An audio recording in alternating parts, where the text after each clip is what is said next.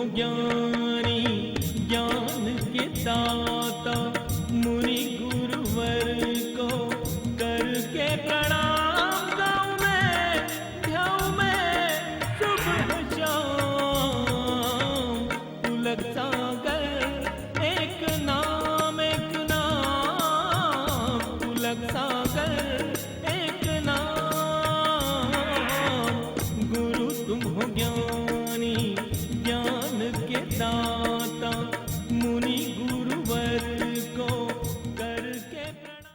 जब सुबह 6 बजे दूध वाला घंटी बजाएगा और जब तुम्हें गहरी नींद आएगी, अब लगेगा कि बीवी की कीमत क्या होती है। दूध वाला दूध लेकर आएगा, धोबी कपड़े लेकर आएगा, और अब जाना तो ऑफिस है, अब नाश्ता क्या तुम्हारा बाप बनाएगा।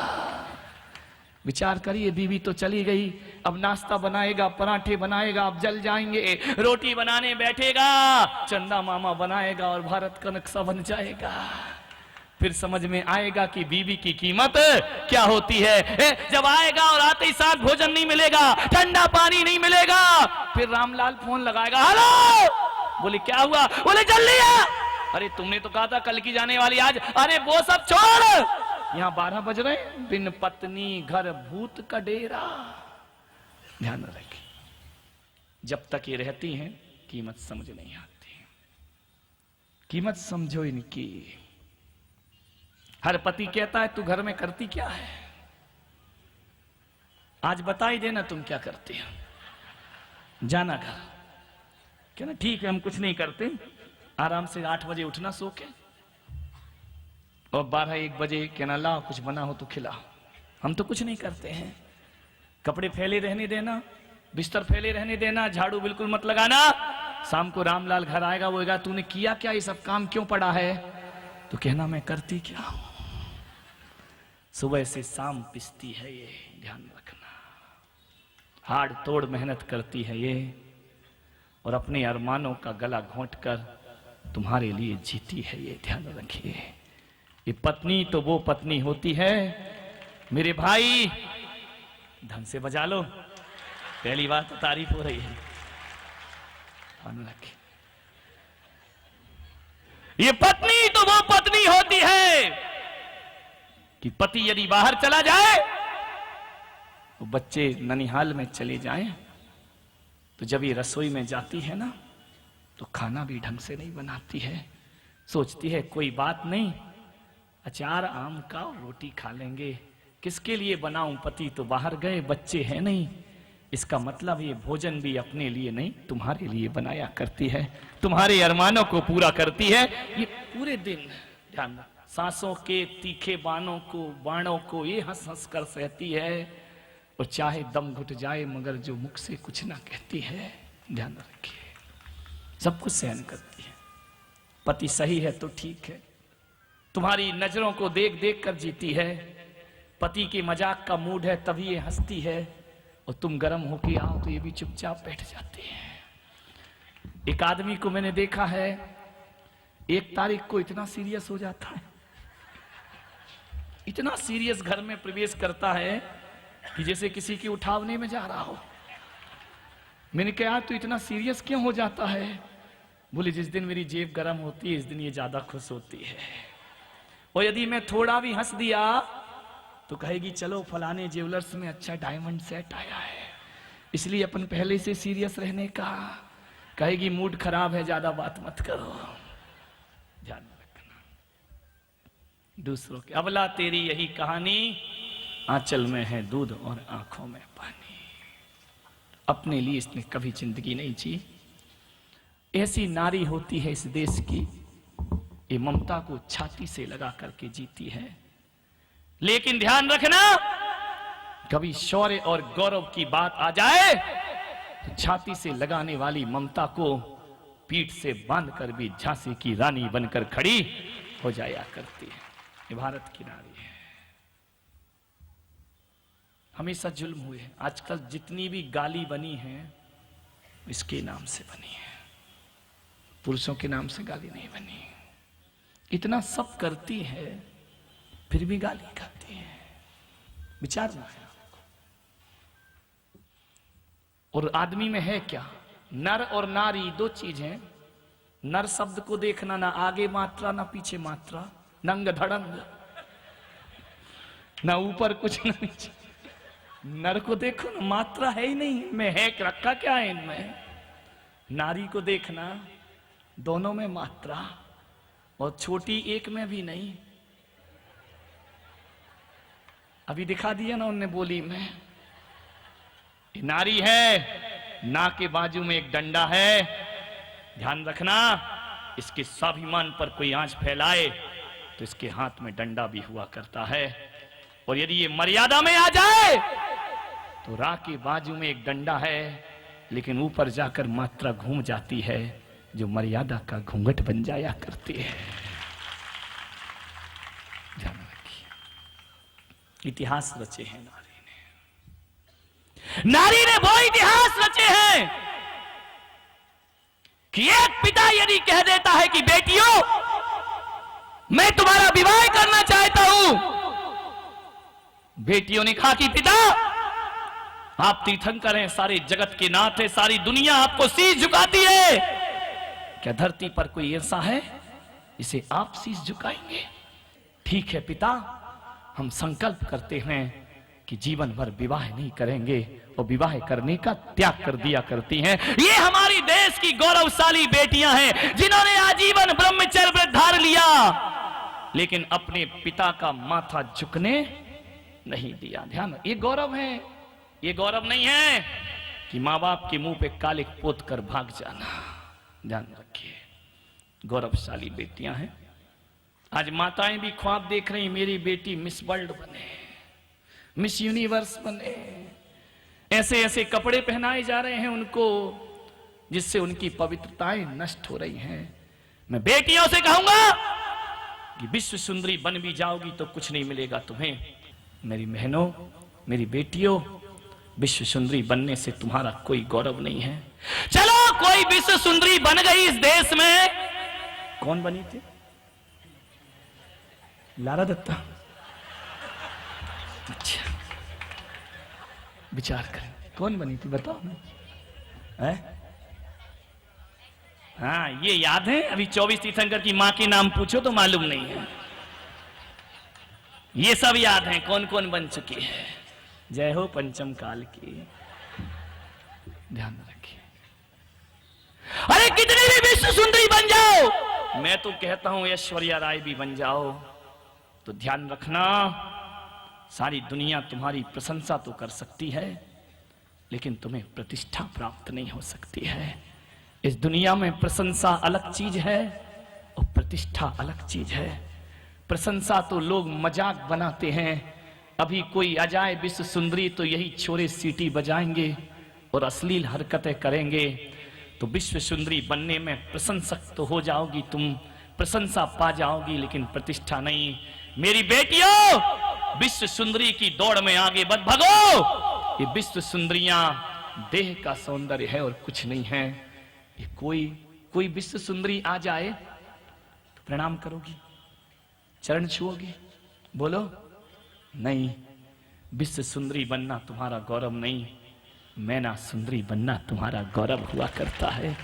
सीता सती बनना तुम्हारा गौरव होता है, सोमा सती बनना तुम्हारा गौरव है, अंजना बनना तुम्हारा गौरव है।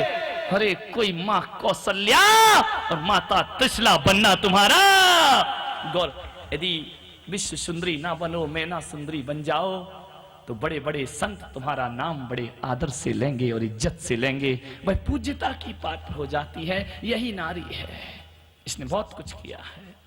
जानो,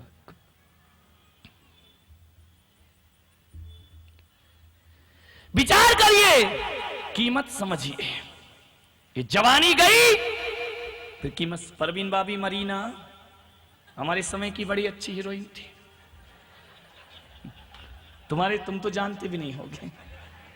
हाँ क्यों नहीं जानोगे, ये चीजें तो जरूर जानोगे। ध्यान रखिए, जब देखिए वह अपने समय की, जय कुमार जी तुम्हारे समय की खास थी, फेवरेट, उससे क्यों कर नहीं कर ली।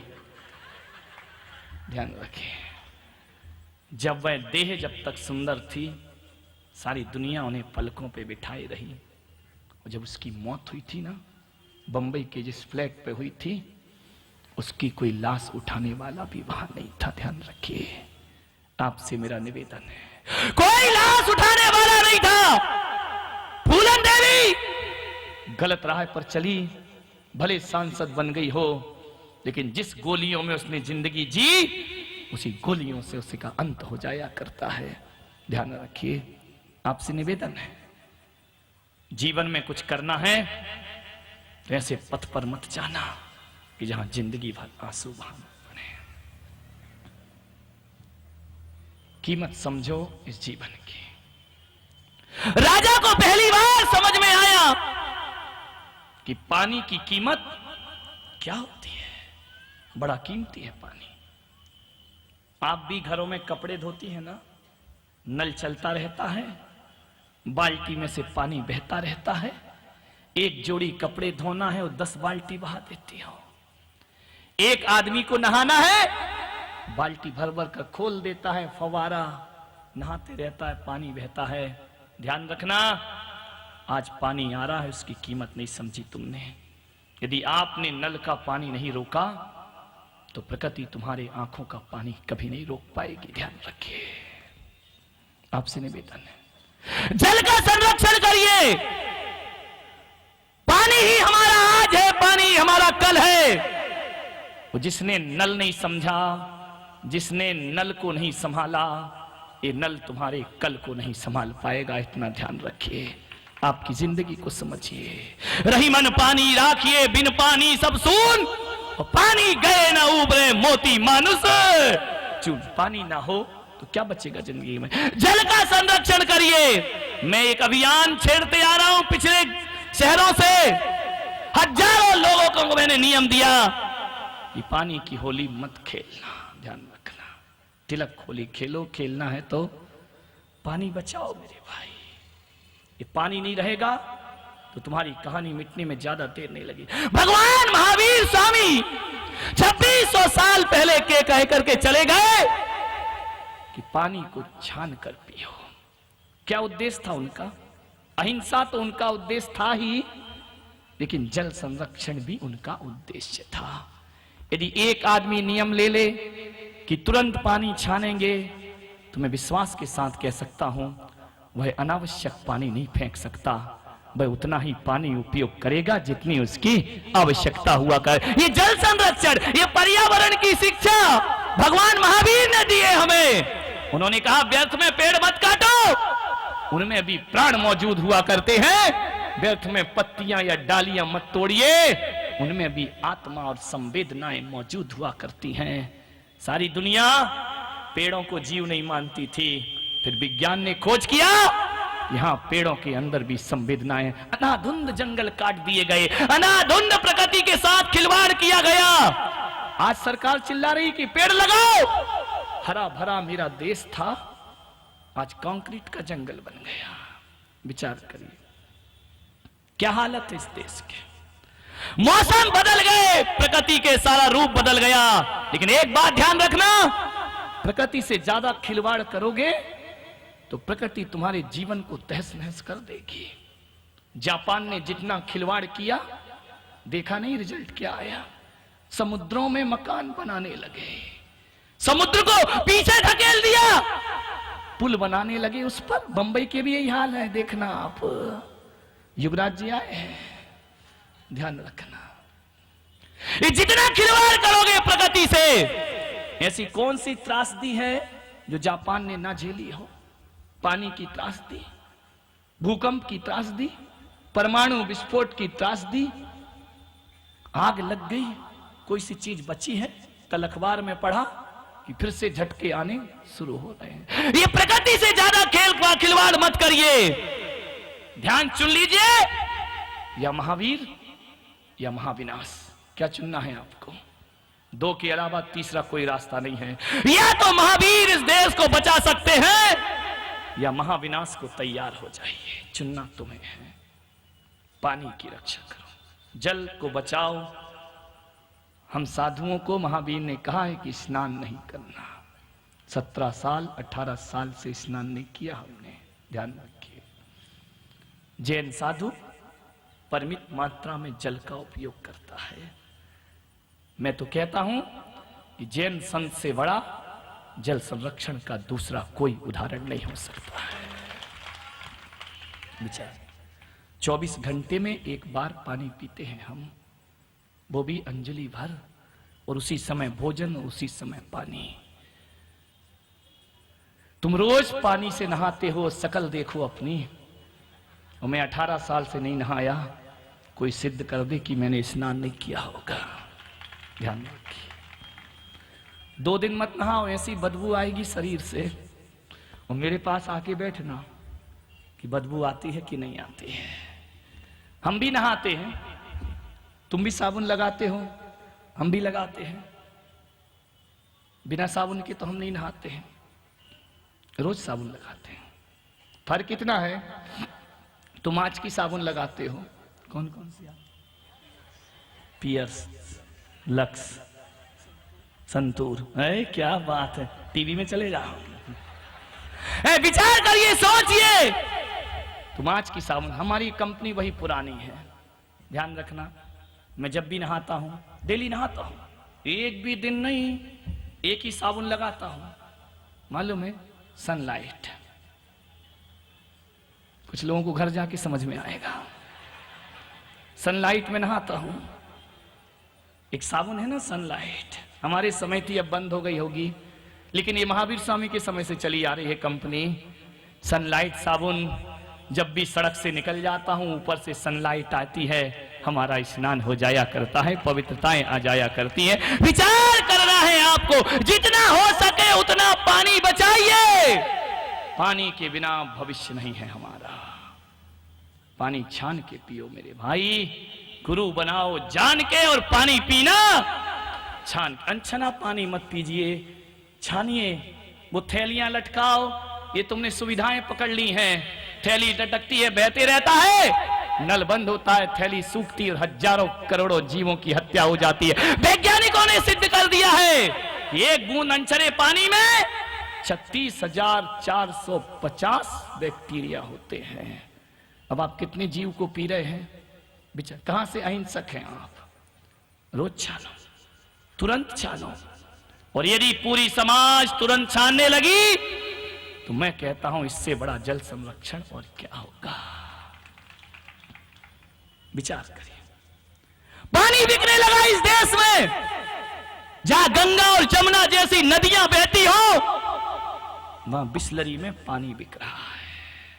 अभी तो बिक रहा है, और इसकी कीमत ना समझी तरस जाओगे। आज भी सूखा ग्रसित प्रांतों में जाइए, एक 16 साल की जवान बेटी अपने सिर पर एक घड़ा रख के 3 किलोमीटर दूर जाती है, तब जाकर मुश्किल से एक बूंद पानी नसीब होता है उसको। दिगंबर जैन समाज के प्रख्यात कवि हृदय संत वात्सल्य मूर्ति प्रखर वक्ता मुनि श्री पुलक सागर जी महाराज की लेखनी द्वारा अलौकिक साहित्यों की रचना हुई है। मुनि श्री द्वारा रचित ग्रंथों को पढ़ने से आपका जीवन निश्चित ही नए आयामों को प्राप्त करेगा। साथ ही मुनि श्री के विचारों को जानने के लिए मासिक पत्रिका पुलक वाणी के सदस्य बन जीवन में नई ऊर्जा का संचार करें। मुनि श्री के साहित्य एवं पुलक वाणी को प्राप्त करने के लिए संपर्क करें। केंद्रीय कार्यालय वात्सल्य भवन, P75, गली number 5, Bihari colony extension, Shahdara, Delhi 110032। Mobile 919810900699। Email pulakwani@gmail.com।